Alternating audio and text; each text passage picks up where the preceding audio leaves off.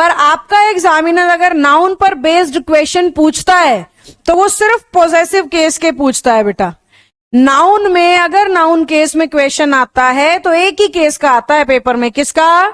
Possessive case का। Subjective और objective काम आते हैं जब हम प्रोनाउन के एरर सीख रहे होते हैं।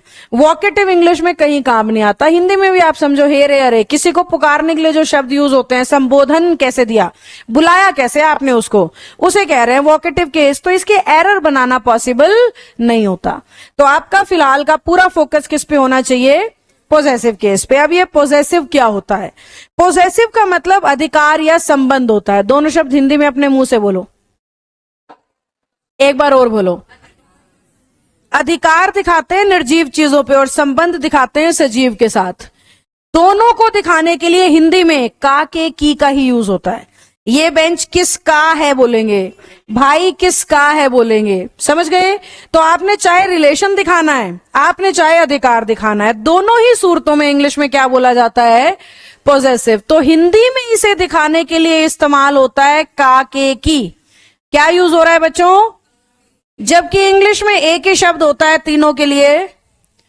इंग्लिश कह रही है भाई का मतलब भी ऑफ है, की का मतलब भी ऑफ है और के का मतलब भी ऑफ है। पर आपका एग्जामिनर कह रहा है मैं तो पेपर में ऑफ के नहीं एपोस्ट्रॉफी एस के एरर बनाऊंगा, क्योंकि का के की इंग्लिश एपोस्ट्रॉफी एस भी है और ऑफ भी है।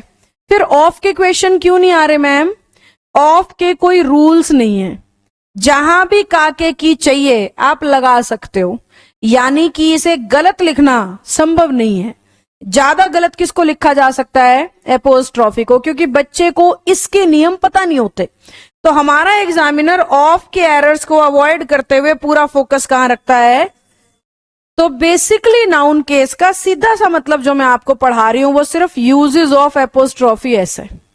हम क्या पढ़ रहे हैं? Uses of. ये तो मैंने आपको बैकग्राउंड क्लियर करा है कि ये एपोस्ट्रॉफी एस आया कहां से, है क्या, करता क्या है, यूज कैसे होगा, वो सारा हम यहां पढ़ेंगे।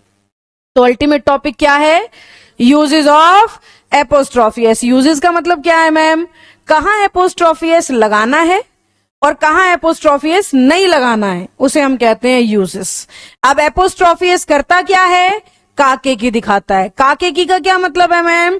पोजेशन दिखाएगा। पोजेशन क्या चीज है?